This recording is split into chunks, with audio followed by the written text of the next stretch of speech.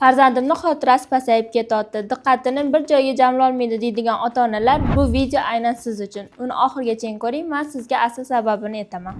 Xotira bu kerakli ma'lumotlarni qabul qilish, saqlash va ularni kerakli paytda topshirish jarayoni hisoblanadi. Xotira 3 xil bo'ladi: qisqa xotiralar, uzoq xotiralar va davomiy bo'lgan xotiraga bo'linadi. Qisqa xotiralar bu masalan 20-30 soniya davom etuvchi xotira hisoblanadi. Ya'ni masalan, bu kim sizga telefon nomerini aytadi, siz uni miyangizda saqlab qolasiz va qayta telefonga yozib saqlayib qolishingiz mumkin. Bu qisqa xotira hisoblanadi. Uzoq xotira esa bu yillar davomida sizda ko'nikma paydo bo'lgan bo'ladi. Masalan, oddiygina qilib tushuntirganda, bu velosiped minishni ham bunga misol qilib keltirishimiz mumkin. Va uzoq davom etuvchi xotiraga esa yoshligimizda bo'lgan narsalarni eslash qobiliyatimiz kiradi. Diqqat esa bu kerakli ma'lumotga miyani fokuslanish qobiliyatidir.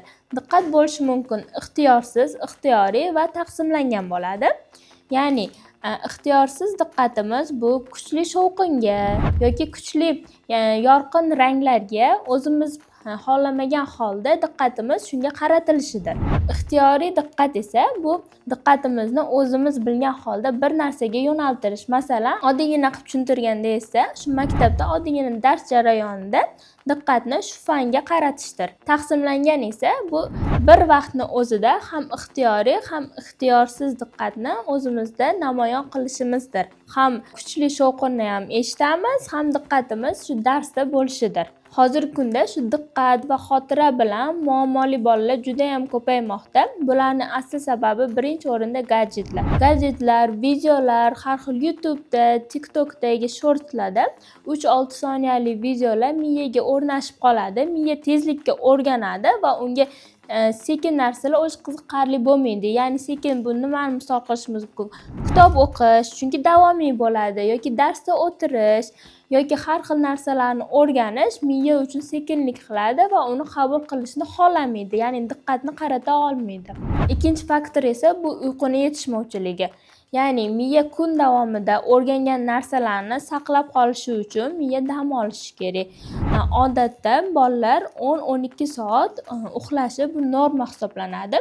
Shu uyqu paytida kun bo'yi o'rganilgan narsalar miyaga qayd etiladi. Uchinchisi esa bu organizmda vitaminlar yetishmovchiligi. Vitamin D, vitamin B6, B12, omega 3 vitaminlarining yetishmovchiligi natijasida miya rivojlanishi orqada qolishi mumkin. Neyronlarning o'tkazuvchanligi ham pasayadi. Bunda shu yuqoridagi diqqatni yetishmovchiligi, xotirani pasayishi, bolada asabiylik kuzatilishi mumkin. Va eng ko'p ta'sir qiladigan narsalardan bittasi bu albatta stress. Stress bolada bu himoya hisoblanadi. Miyani himoya funksiyasi bo'ladi. Ya'ni kelayotgan ma'lumotlarni qabul qilmaydi, chunki stress ostida miya himoyalanyapti. U tashqaridan boshqa hech nimani qabul qilmaydi, unga reaksiya javobini bermaydi. Stress qachon bo'ladi? Masalan, uydagi oddiygina holat, uydagi janjallar yoki farzandinglar o'sha maktabda yoki bog'chada o'zaro o'rtoqlari bilan urushishi natijasida yoki qattiq qo'rquv ostida ham stress yuzaga keladi va farzandinglarda shu xotira pasayishi yoki diqqat yetishmovchiligi kuzatilishi mumkin. Hozirgi kunda ko'p bolalar jismoniy mashqlarni bajarmaydi, kun bo'yi telefonda o'tiradi. Oddiygina yurish miyaga qanchalik ta'sir qilishini hech kim bilmaydi. Masalan, kun davomida 20-30 minut yurish davomida miyada xotira kuchayadi, ya'ni 20% gacha bu kuchayadi. Shu Garvard institutida bu tadqiqotlar amalga oshirilgan, bu fakt hisoblanadi. Undan tashqari organizmga suv juda ham kerak, chunki miyamizni o'zi 75% suvdan iborat. Suv yetishmovchiligi esa miya faoliyatiga ham ta'sir ko'rsatadi. Shuningdek, nevrologik kasalliklar ham xotira pasayishi va diqqat pasayishiga ta'sir qilishi mumkin. Bunga o'sha ZPR, autizm va STVG kasalliklarni misol qilib olishimiz mumkin. Farzandingiz diqqatini oshirib, xotirasini kuchaytirishingiz uchun quyidagi narsalarga amal qilishingiz kerak.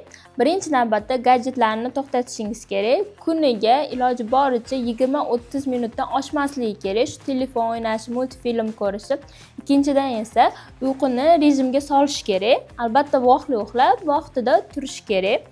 Uchinchisi esa shu organizmga kerak bo'ladigan vitaminlarni Vita V kompleksida shu Nero kompleksdan olib farzandingizga berishingiz kerak. Uni tarkibida omega 3, vitamin B6, vitamin B12 va vitamin B9 moddalari bor. Bu miya uchun juda oziqa hisoblanadi. Xohlasangiz Vita V o'rniga xuddi shu tarkibli boshqa mahsulotlarni ham olishingiz mumkin. Eng muhimi, farzandingiz sog'lig'iga bee'tibor bo'lmang va vaqtida davolang. Videolarimiz foydali bo'lgan bo'lsa, Vita V YouTube kanaliga obuna bo'lib qo'ying.